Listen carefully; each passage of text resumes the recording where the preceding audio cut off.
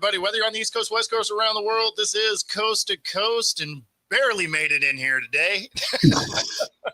Man, it was technical problems from the jump. Yeah, it was weird that you were having those issues, though, because like I said, I did mine right about the same time you're doing yours, maybe a few minutes ahead of time. I wouldn't have those issues, but I just wonder if that's a StreamYard issue or if there was something else going on with that. Or maybe you think it might have been your internet? No. See, that's the thing is I reset my computer a few times. I had reset the modem a few times. Everything else was working, right? Yeah. It was only StreamYard. Even if I had multiple tabs up, the only tab that wouldn't work is StreamYard. It let me go in. Oh, well, then, yeah, you definitely isolated. Oh, yeah. It let me go in. I'd start to build the show and then page not responding. Like, oh, cool. So then I wanted to try the theory out. I have YouTube on a different window next to it playing flawlessly. I'm like, what are we doing? At some point, I think you need to make little small snippet videos, and we need to send this to StreamYard and say, I feel like there's a discount coming. You know, the thing that's funny is they have like a help whatever, right? Like a portal where you can send questions. And you know what they don't do is ever get back to you. You get an automated response, and then that's it. So, StreamYard, good for you guys. You're starting to get big enough. You've turned into a cable company. I feel like there's a guy that like is the CEO of this company and it set all this up, and he sits back in his chair and it's like, yeah, they're going to send responses, but it's not going to go anywhere. We're just going to pretend like it's just in the abyss of all the other responses. To be fair, it probably is in the abyss because I can't be the only one having these problems. Man. What a time. What a time. A lot of craziness going on today, Bo. A lot of craziness. Astros are back on top. You guys are back into where you were. Although I don't know how long this is going to last because I think this is going to be a case of flip-flop for a while. Yeah. And I don't know how this is going to pan out for us, but we got the Orioles. You guys just got done with the Orioles. Now we got the Orioles. And I'm hoping that we can at least – I'd like to win the series. I'd really like to sweep it, but I'll take a win of the series. But yeah, I mean, that's what we did, right? We win 2, top 1. So. But it's crazy. The Mets are half game in the spot, and then – Yankees are half game in the spot.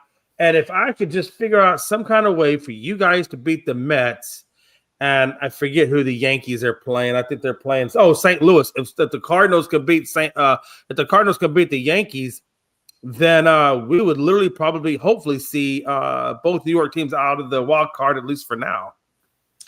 Yeah, let's see. What exactly? Because I didn't look at the new standings after yesterday. Yeah, so we got so we're still up 2.5.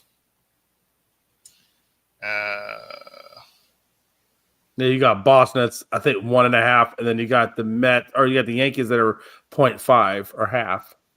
Well, the Yankees are in, and then Cleveland is a half a game back. Right. Texas continued to slide. They're 3.5 out now. Yeah, they had a little rough go of it. Texas did.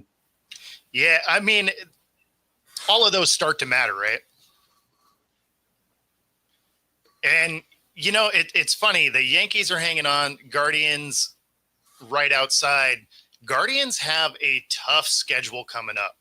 Yeah, they do. I think that's where they end up missing.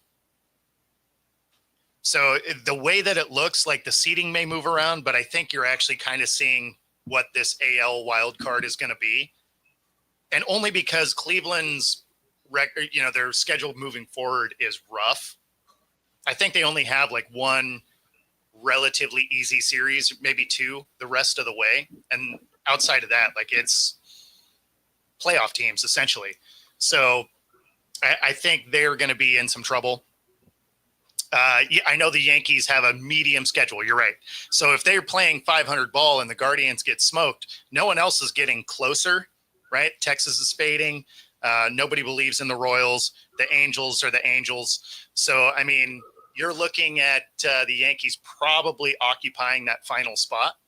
So it's going to be, the Astros will get in, the Mariners will sneak in, and then you'll have Boston and New York as your other 2 wild cards, most likely.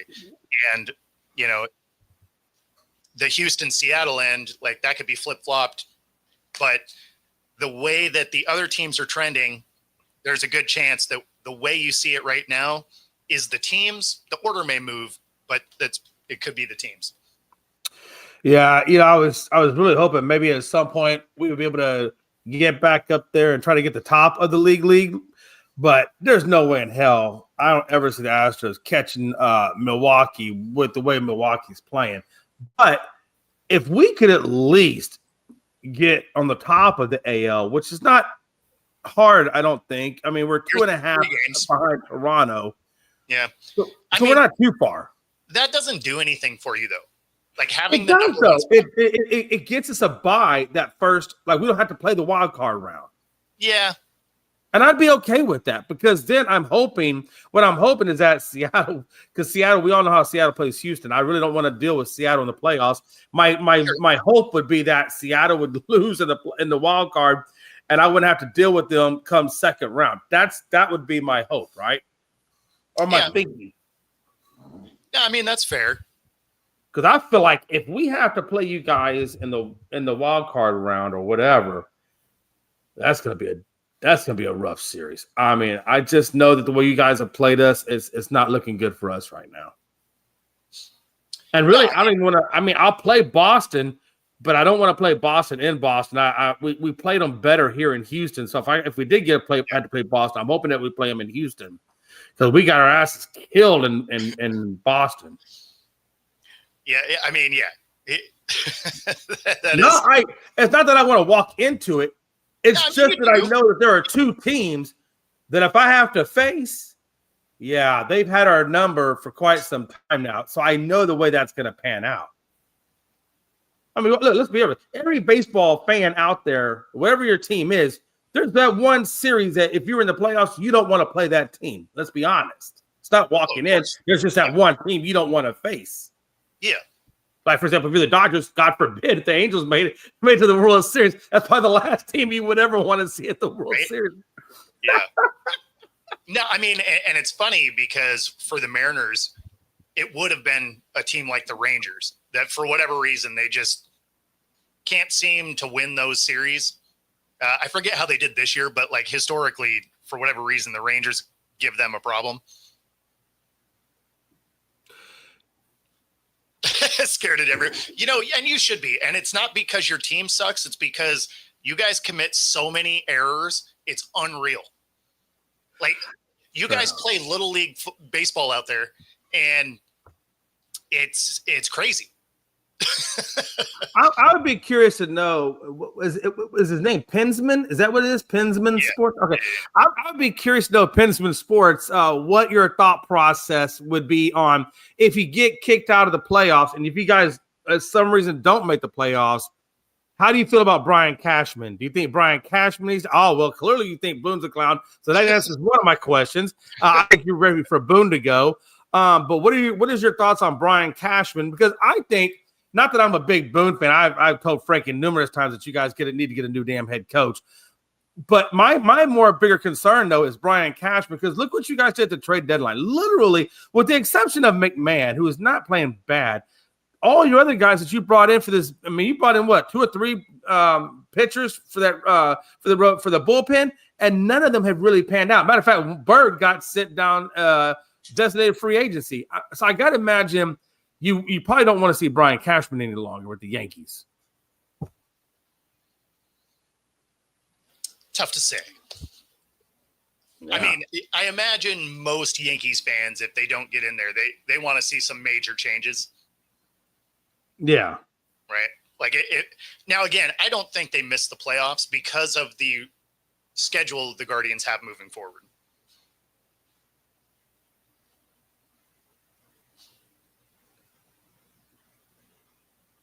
Yes. Yeah, I agree. And that's what I told Frankie. Same thing was that I felt like both of them needed to go and they needed to bring a new regime in there, both head coach and GM. But the problem is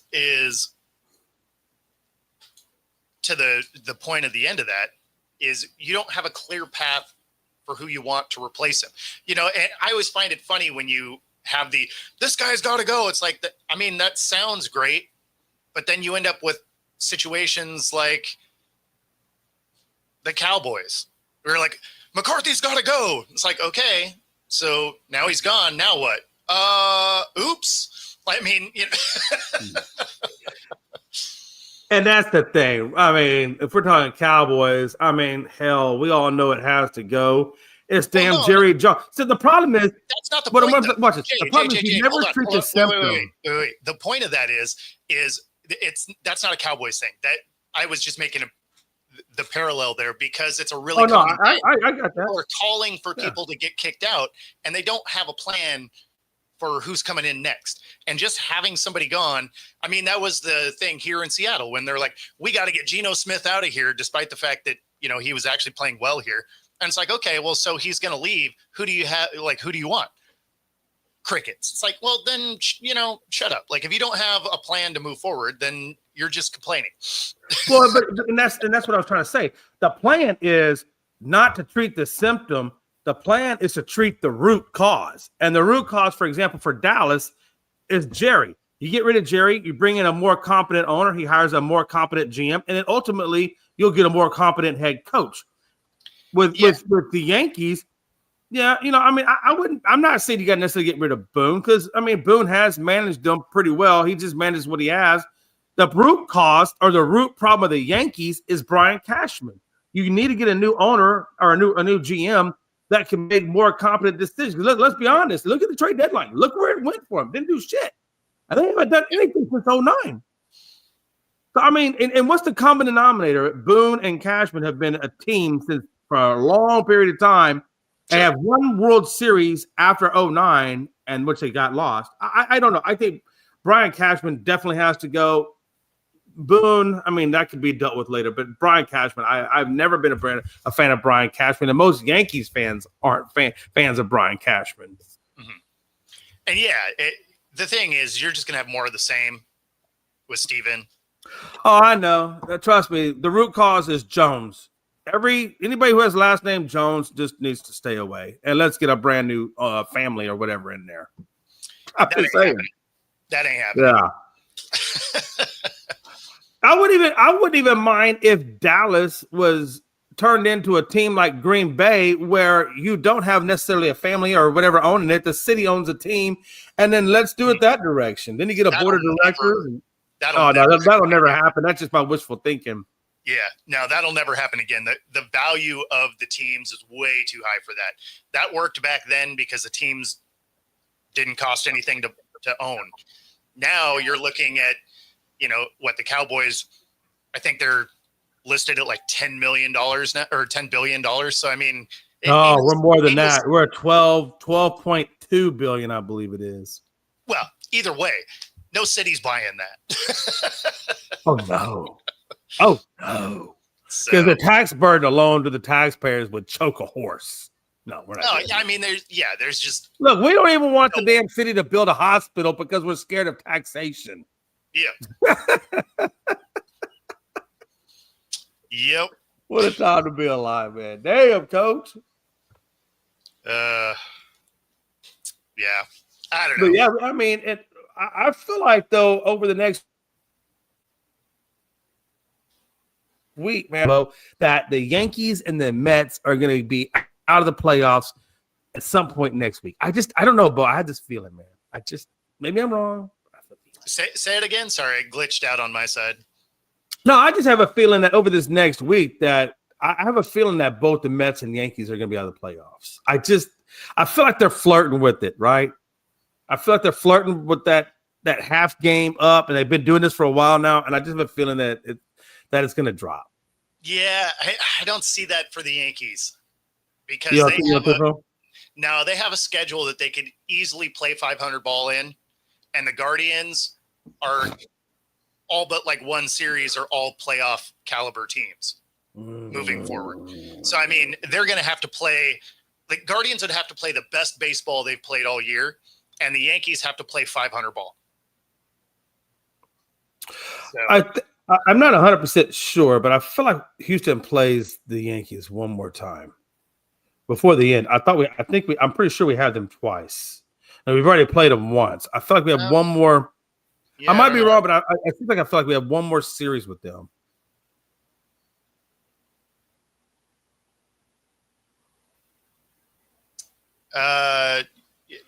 After the Rays is what I'm talking about. Yeah, we got them September 2nd, 3rd, and 4th. And then we got Toronto right after the Yankees. Or no, excuse me. Yankees have Toronto right after us. So they actually do have a good stretch of 6 games. Oh, and then they got Detroit after that. So they got 3, 6, 9. And then if you look at Boston, if you take them seriously to a certain level, which I would because they're in the wild card, then they got them. So that's 3, 6, 9. They got 12 straight games of champion or playoff baseball teams. I don't know if I wouldn't say that's going to be easy for them to just go through. You're talking about the Yankees?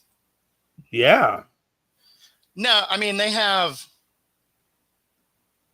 because they still have the Sox coming up.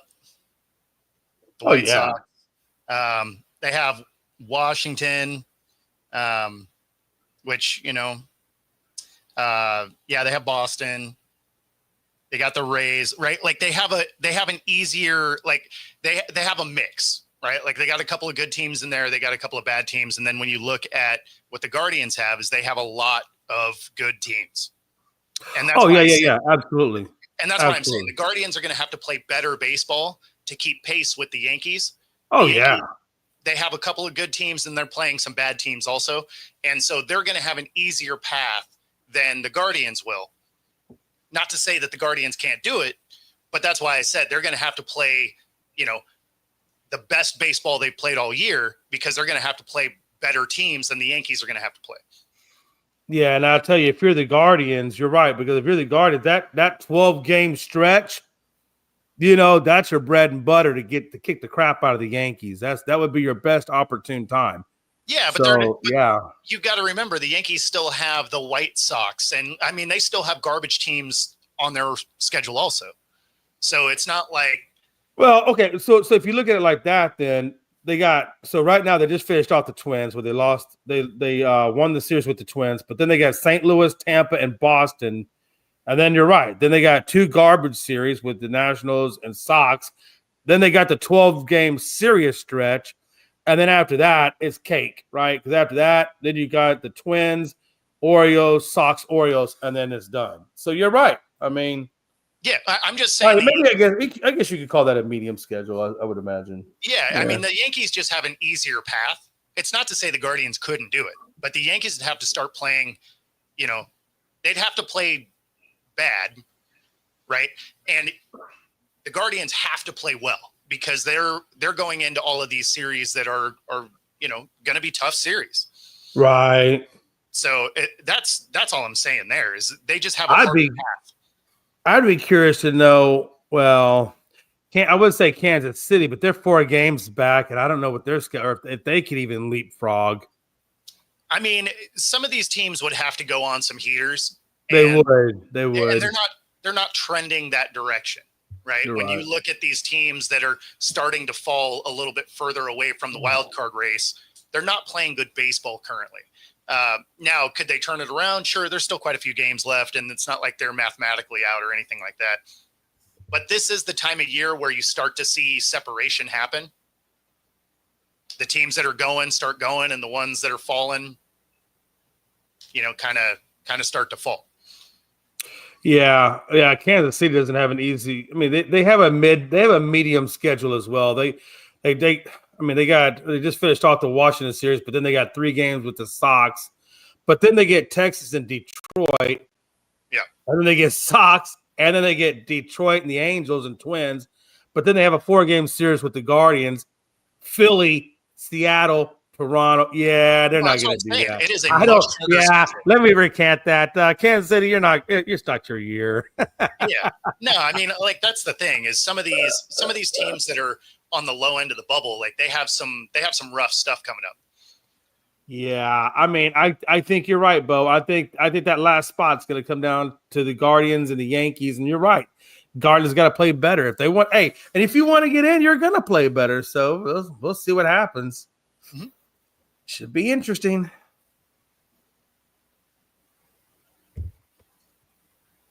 Yeah, should be interesting. What do you think about Detroit?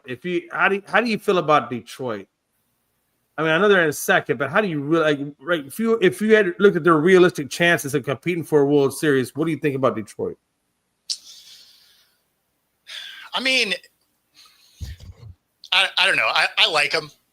I like, I like them to make some noise, I guess is really the way I'd put it. Yeah, because I see Toronto. I feel pretty good about Toronto's chances. I feel like Detroit's one of those teams. It's 50-50. I just, like you're right there in the middle, and you really can't make up your mind. I look at the Astros, a team like the Astros, and I say, I don't know what this team is because they still got a couple of their key components that they got to get back, going into this, and still got a couple of key components that are back that are still kind of getting back into game time rule situation.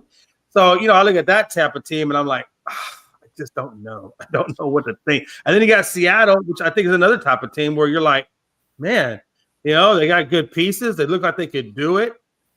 But I think, Bo, sometimes we get in that mode where we're like, do I really get behind it? Because we haven't seen it in the past. Yeah, I mean, that's some of it, right? It's you got to show me something. Yeah. Right? Because again, like we've seen you go on these late season pushes and still miss the playoffs for the Mariners, right? Right. Now, Toronto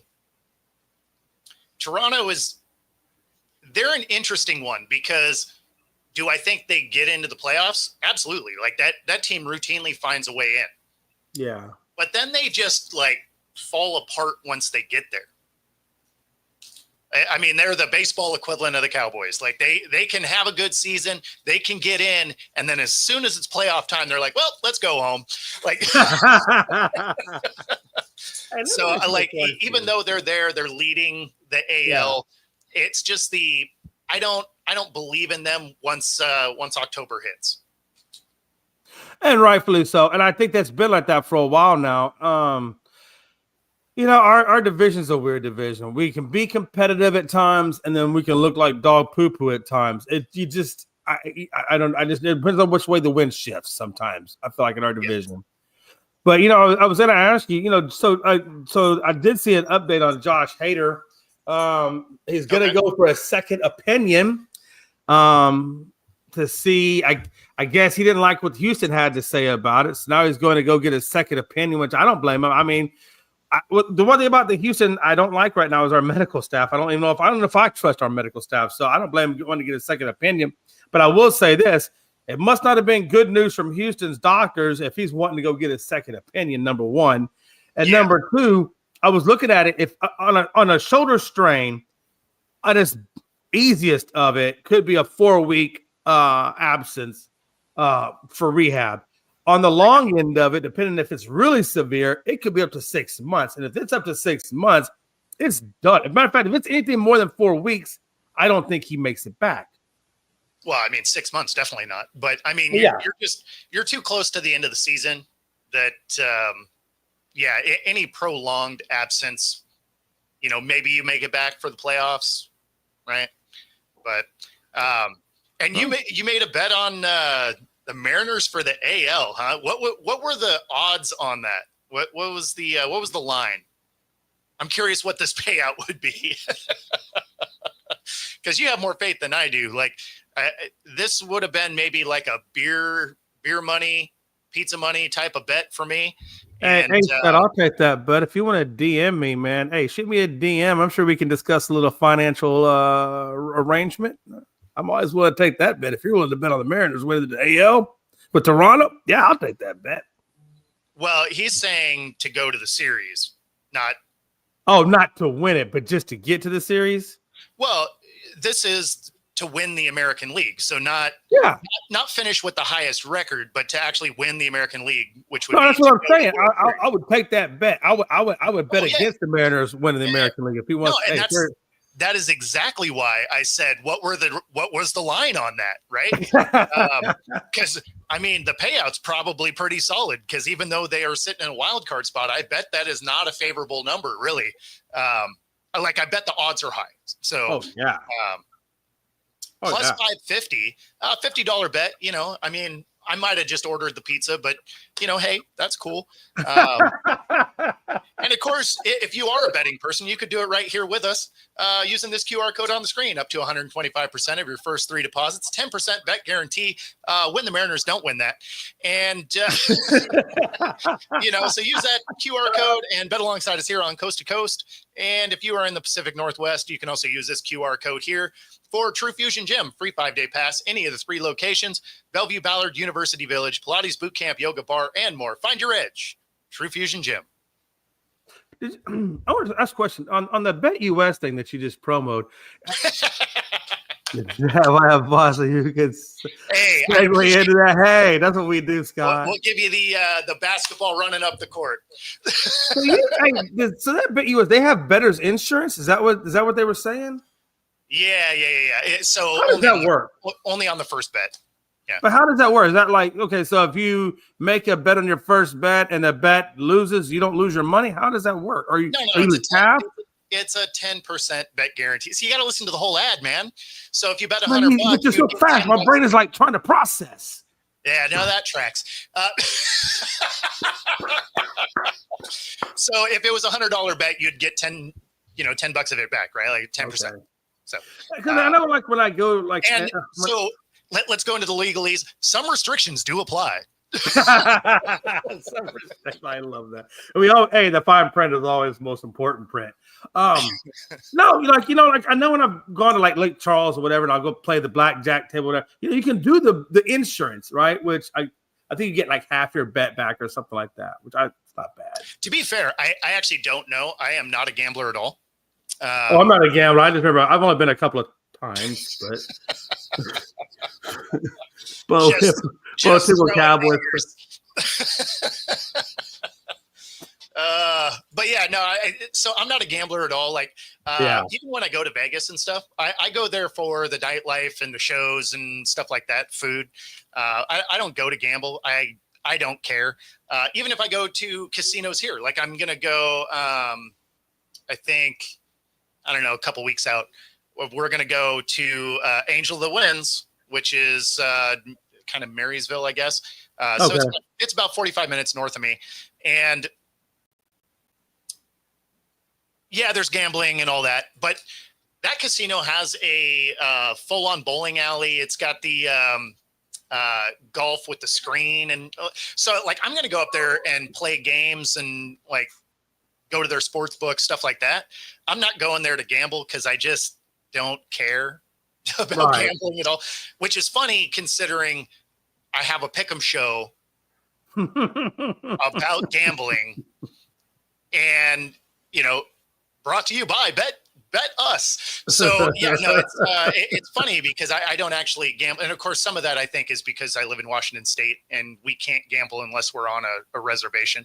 So, we can't go place a bet anywhere, or even the online stuff. Like if I were to use, Bet Us, Bet US, I still don't know exactly what that is. The only way I can actually use their app is if I were to bet Bitcoin, because it's against the law to gamble in Washington State still. So you can't even bet online? No. That's interesting. Yeah, no, that's interesting. Yeah, the only gambling you can do outside of a reservation in Washington State is the state lotto.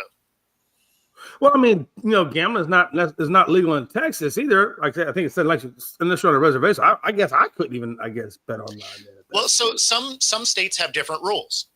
So because the online gambling stuff isn't generally in the state you're from, right? Some of the states have rules where you can still partake in that because it's not part of, it's not based in the state that you're in. Washington State is not one of those, but they are like absolutely not. So for us, if we want to do any kind of sports betting, we actually have to drive to the reservation, go into one of the casino sports books, and place the bet there in person. Do y'all? And I guess y'all don't even have like a lottery or anything like that, do y'all? We do have state lottery. It's the only state lotteries. Yeah, it's the only gambling that is legal for Washington State residents off of a reservation. Is the state lotto or the Mega Millions, all of those, Powerball, all that. Wow, that's interesting. Okay, that's what's up. Damn. Yeah, Oh, we nice. had You're the going to lottery Vegas. here. I'll never win. Let's But go.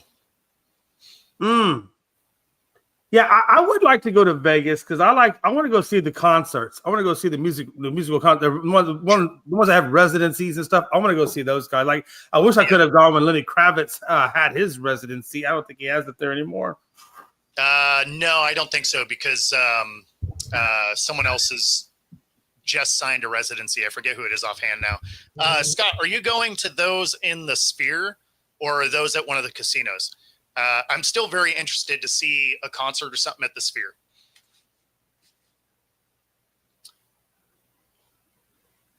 Just because it's such a bizarre building they made.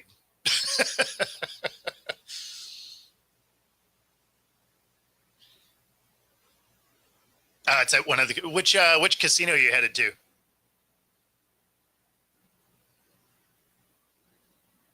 You are muted, Jay.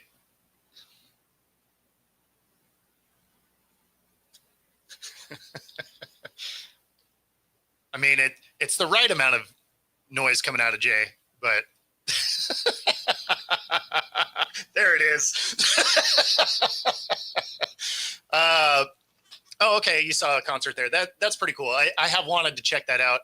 I mean, again, it's just neat. I hear the acoustics there are pretty amazing, which I would hope so since that's what it was built for. But just because of the uniqueness of the construction, I would like to go check it out. Sorry about that. The wife was calling real quick. So Oh, no, you're fine. There's not too many calls I'll take. That's the only one I'll take. If I don't, it could lead to divorce or a frying pan to the face. So I mean, that'd be good ratings, though. I mean, just wow. I don't know what to do for my dental plan, but if it gets a good rating, I'm willing to pay for the team. Let's go. Well, they keep talking about those same-day dental implants, so smile might be good. Bro, I did not realize how damn expensive dental implants are until I realized it's $50,000 to get it started. Big money. Yeah. I guess I'll be denturing it up. Man, $5. I don't think the military would pay for dentures. I got the military insurance. It is what it is. I don't even get Novocaine half the time. I believe they would. I mean, they're made out of wood. It's funny because when I had to get my knee replacement, I went there and talked to my doctor. I said, "Hey, doc," I said, "they got these really cool ceramic knee replacements. It's supposed to be really good for you. This, that, and the other." Yeah, no, Mr. McMahon. What you're going to be getting is the used titanium and cobalt ones that came out of Mr. Harris when he passed away. We're recycling. Yeah, that's what you're getting. Oh, okay. Yeah, I'm surprised you got metal. I was figuring they were giving you some Legos. We're just going to make this little trap door so you can adjust it from time to time. Man, hey, it ain't. I promise you, it ain't too far from it. But Planet Hollywood, yeah, I would try and switch it to the Sphere also. I can't even comment on these hotels out in Vegas. I've never been, but I know some of the names of them, Bo, but I don't know. Yeah. Like, I guess the Bellagio, is that, I'm assuming that's like the creme de la creme of the hotels? Yeah, like the Bellagio's nice. Things like the MGM, those are all pretty solid. The Hard Rock and Planet Hollywood, and like they're meh. But another really nice one's the Wynn. The Wynn is really nice. But then there's a lot of like middle of the road, right? So things like the Luxor and Excalibur, and there's a lot of mid, and then there's just bad. Like the Circus is terrible. Stratosphere, all the stuff at that end is kind of not the best. Yeah.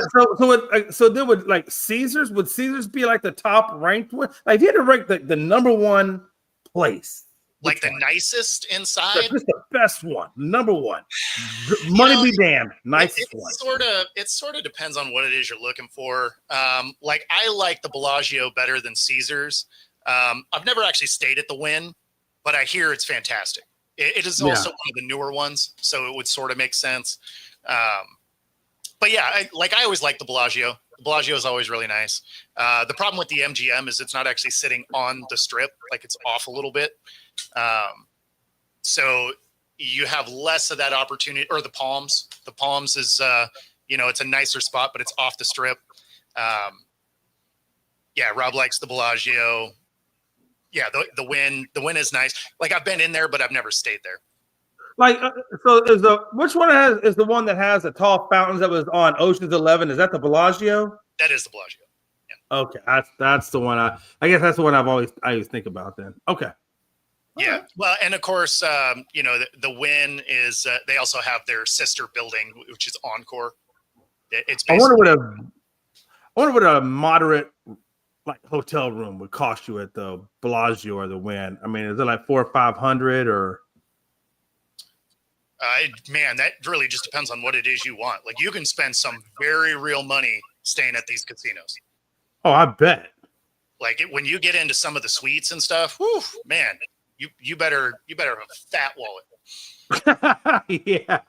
Yeah, that's what I was thinking too. I'd be that one with my budget. I'd probably be at the Circus. I ain't gonna lie.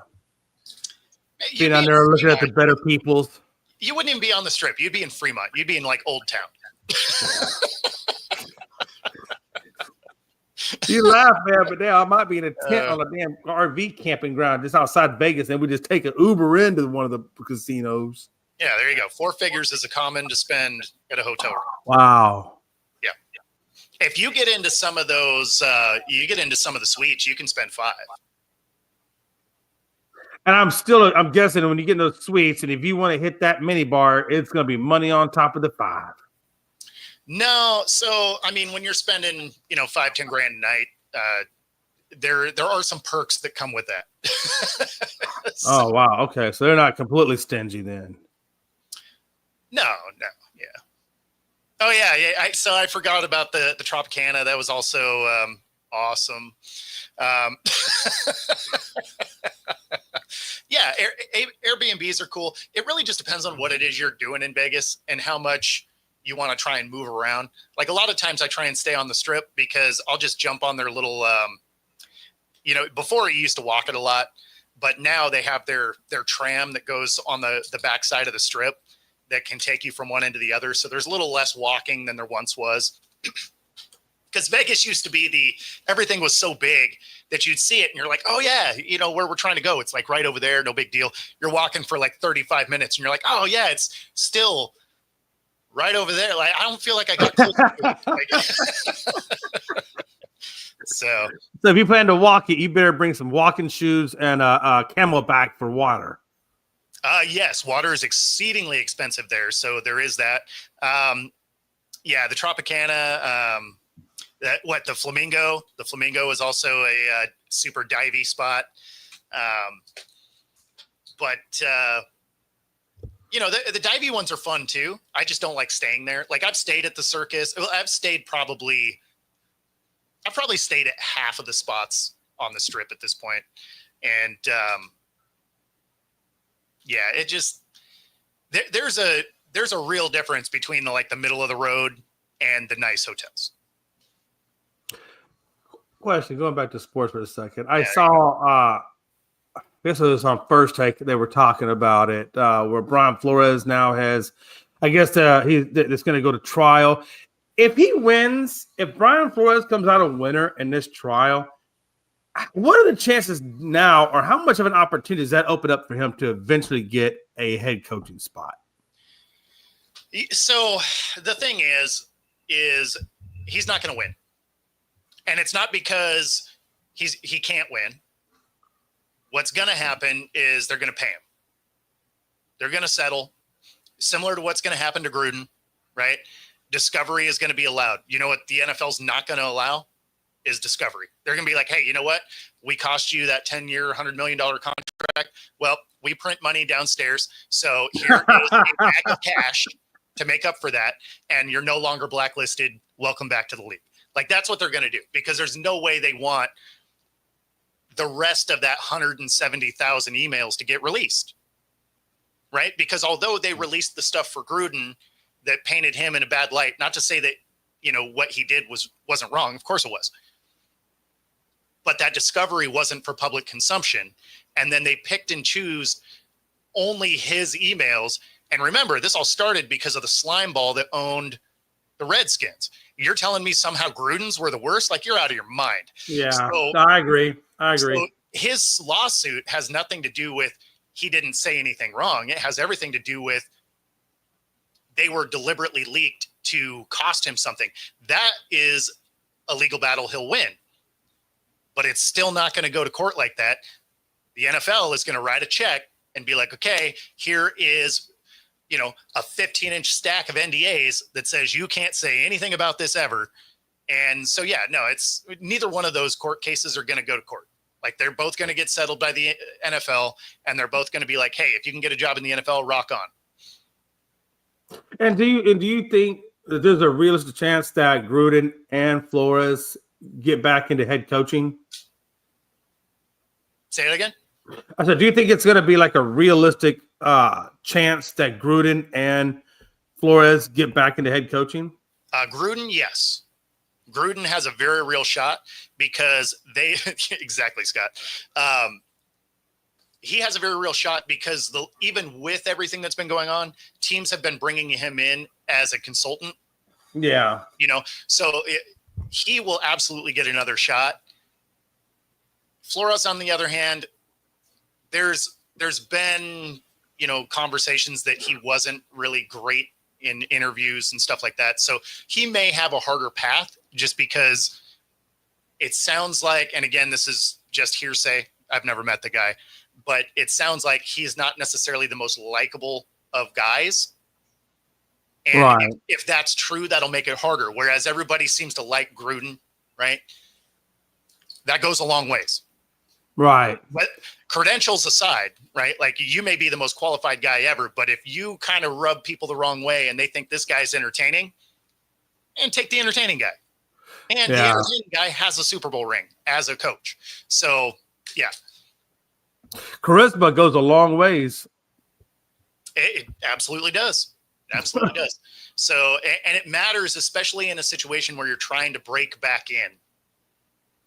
So yeah, especially with the way he went out in Miami, I feel like, I mean, with the lawsuit, you would think that would be the most charismatic person out there because he knows that you would think that he knows he has a lot of negativity, kind of associated with his name. That he'd be doing everything he could to get rid of that negative stigma. Yeah, I mean, but your personality is your personality, right?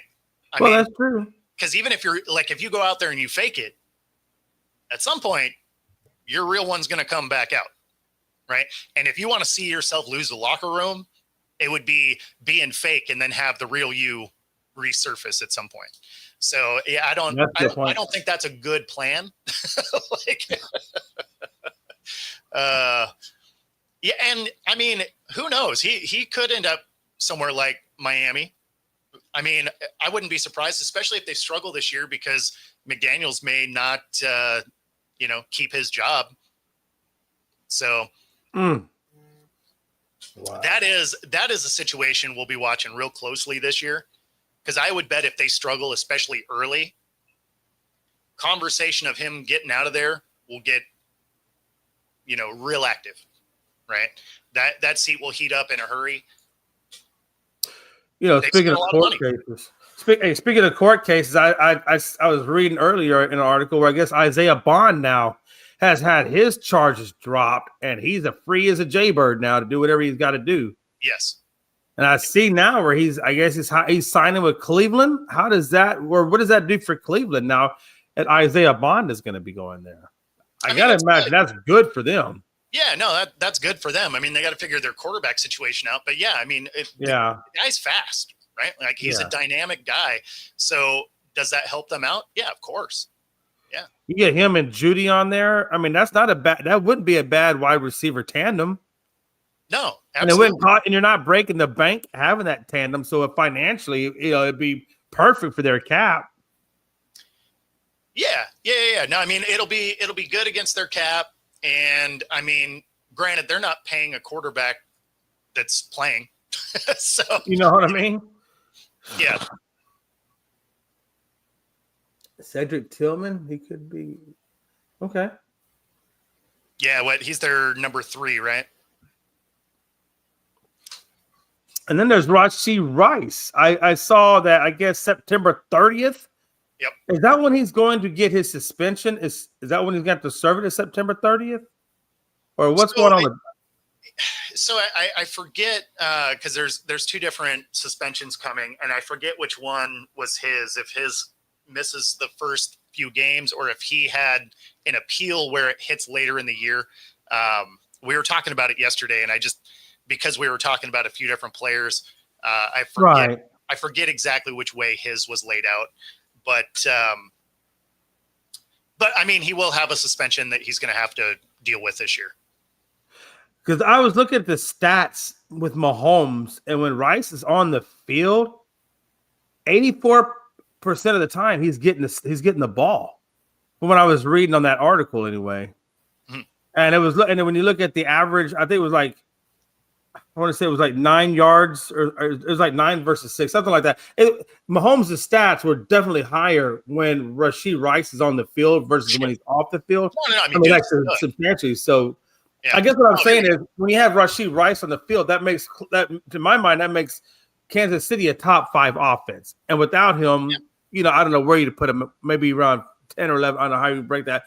So I guess what I'm saying is it really improves their chances for getting that Super Bowl when he's on the field. And I'm wondering if he is able to get to, or if they're able to get to a Super Bowl with Rashee Rice back on that field. Well, he'll be back on the field anyway. And so, Scott, it's what I was thinking was he had that delayed suspension. So he's going to be, a few games in before the suspension hits. He'll be back by the bye week. So nice. So I mean, it won't be a big deal for them. How do you like their Super Bowl chance? Because, Rashee Rice wasn't there. Correct me if I'm wrong. Rashee Rice was gone last year. Like, he wasn't in the Super Bowl, correct? I don't remember him being in the Super Bowl. I'm trying to remember last year better. Yeah, I can't remember. Like, I feel like he was dealing with injury last year. Like, he wasn't on the field. Yeah, he was. I just can't remember how he was through the playoffs offhand. It's not something I've thought about since then. Oh yeah, no. I'm just wondering because obviously we know how bad the Chiefs were against Philly. I mean, Philly manhandled them in the Super Bowl. Sure. And I'm just wondering, with the healthy, fully vested Rashee Rice playing for the Chiefs, making it a top 5 offense, how that's going to change if the Eagles, in fact, were to play the Chiefs again in the Super Bowl with a healthy Rashee Rice, what the tables would look like in that type of scenario. I mean, the Eagles were such a well-balanced team last year. Yeah. I don't think it would have mattered. Like, I think the Eagles would have won last year anyway. Okay. Because they had a top defense, they had a top offensive line, they had a top scoring offense. I mean, like, they were about as balanced as it gets, right? So even if he'd had them last year, I don't think it would have mattered. But this is a new year. Yeah, and so we'll see what these guys look like. Because, even when you bring the same guys back, it doesn't always look the same. So I'll be curious to see, kind of how these teams start out. But you also still have to get through the AFC. I mean, they have to get through their division. The Chargers are going to be better. The Broncos are going to be better. The Raiders are going to be interesting. Right? Yeah. Like the Raiders feel like a team that will like surprise some good teams and then lose to bad teams, right? Like they seem like they're going to be that kind of team. They're not going to be a playoff team, but they're going to mess people's records up. I'm really looking forward to the Raiders. I'm really looking forward to seeing Ashton Jeanty and seeing what he actually does on the field. I mean, we all know how good the man was in college. I mean, he was lights out. Now that he's with the Raiders, I want to see what he does in that division because we all know, like you said, that division is very tough. So I want to see how he translates. I mean, he's a rookie, so you got to give a little bit of leeway to a rookie coming to the league, but still, the great ones like Barry and Emmett. I mean, those guys, they attack, and I want to see if he has what they had as a rookie? Like, I So like to see all their rookie numbers lined up in a row. running backs are a little different. Like a lot of times running backs do pretty well their rookie season. Yeah. As opposed to other positions that, not always work out that way. Running backs a lot of times do pretty well their rookie year. So I would expect him to be decent as long as that offensive line can open holes, right? If the offensive line is terrible, then he's in for a long season, right? Yeah. But if their offensive line can open some holes, obviously they have a couple of good tight ends. So, I mean, there's going to be opportunity for him to make some big splash plays. And I fully expect him to. Do I think he's going to lead the league in rushing? No, of course not. But do I think he has a solid year? Yeah, I think the team is constructed in a way that he can have a good rookie season. Yeah, I mean, there's only a few running backs. I guess the one that comes to my mind always is Barry Sanders, because Barry never had anything. That Lions offensive line was never really good. I mean, he was always, having to rely on his natural ability to get those yards, and very few people could ever do that. Matter of fact, he's probably the only one that ever really could do that. But I'm wondering, and it's as dumb as it sounds, I think I heard probably 3 or 4 articles where once or twice he was related to being as good as what Barry was in college and what he could be. I don't know if that's true or not. That's an awfully big ask. Yeah, so he's not going to be Barry, but right. But he's also not going to play behind a line that was as bad as Barry's. Right. Like when you go back and watch some of his highlights, right, some of his biggest plays, the first tackle that missed was like 3 yards behind the line of scrimmage, right? Like he's breaking tackles and avoiding guys in the backfield, right? Yeah. Like how your line should be able to protect by falling on the ground better than what that offensive line did for his career. So, I mean, yeah, he's not going to come in and be Barry Sanders, but he is going to probably have some pretty electric runs because, again, that offensive line for the Raiders isn't terrible. Right. It's not amazing, but it's not the worst, right? So there's going to be times that he's going to be able to, have a decent hole and create something. And then because they do have some good tight ends there, it's gonna keep some of that defensive line honest because you have tight ends that can block and then, fade out into the flat and stuff like that. So, I mean, some of those guys aren't going to be able to just pin their ears back and try and get him in the backfield because you are going to have to account for the fact that guys like Bowers can catch the ball. Right. So, yeah, I think, and that's why I say the Raiders are going to be interesting. They're not going to be a great team, but they're going to surprise some teams. And that makes for good TV, right? Like it'll be exciting. So if you're a Raiders fan, you have to be encouraged, not by, the odds of you going to the playoffs, but week to week, the games are going to be fun to watch. You obviously know a lot about Pete Carroll. I mean, he was your head coach for a good number of years, obviously Super Bowl, all that stuff. What do you think is the expectation for what Pete Carroll can do for this Raiders organization? Do you think he can get them back, to the promised land, or do you think he's just going to get it back to being a good team? What do you think is the realistic chance about? I mean, we're talking year one, so let's. I'm not talking year one. I'm just saying overall, as however long it's how many years do you think it's going to be? I understand what you're asking. Okay. I'm just saying we're going into year one, so I wouldn't have too lofty a goals for this coming season. That being said, it's Pete Carroll. Right? His motto is always compete. Like he wants to win.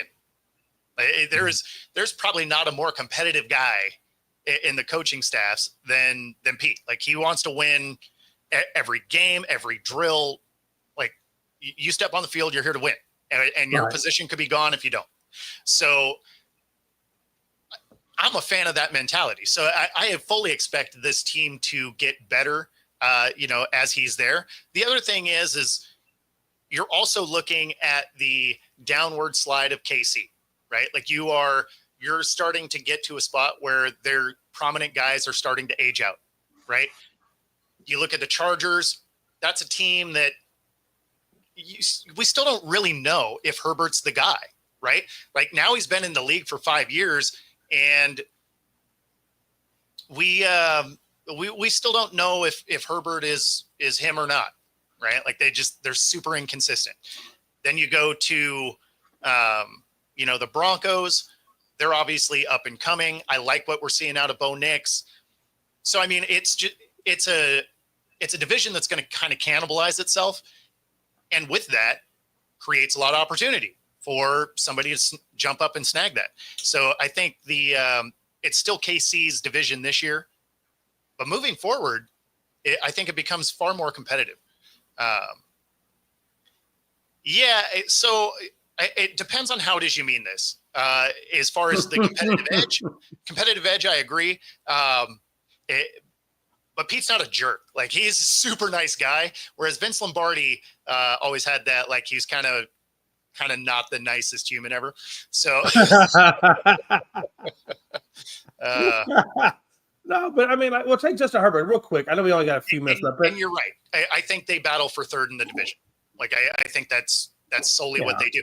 But realistically, that means you're playing words are hard, playing competitive football, because you're talking about a division that is not going to be an easy division to be in. So, that's about what they are, is about a 7 or 8 win team.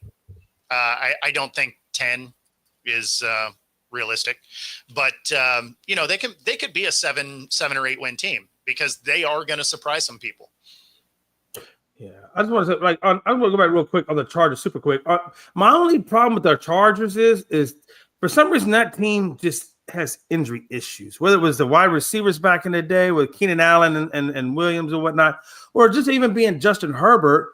Herbert gets hurt. He misses games a lot, and that's not his fault. It's just he gets banged up a lot.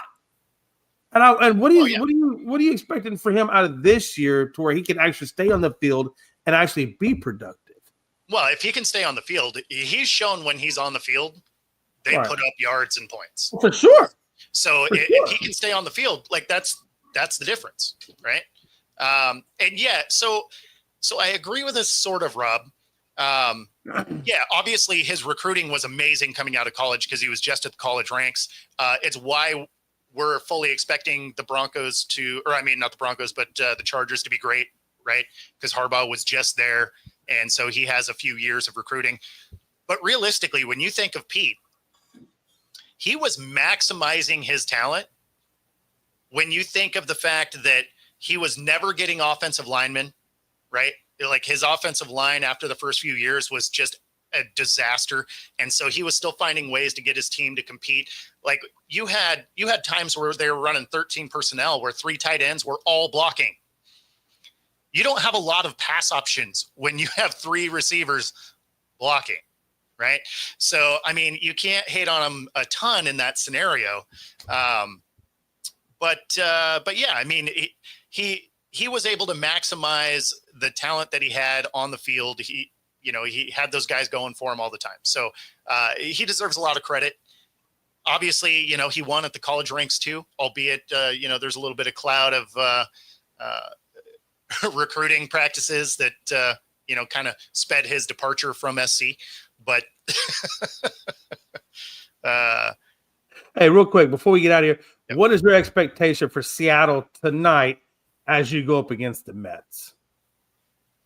Oh, against the Mets, man, that's a coin flip.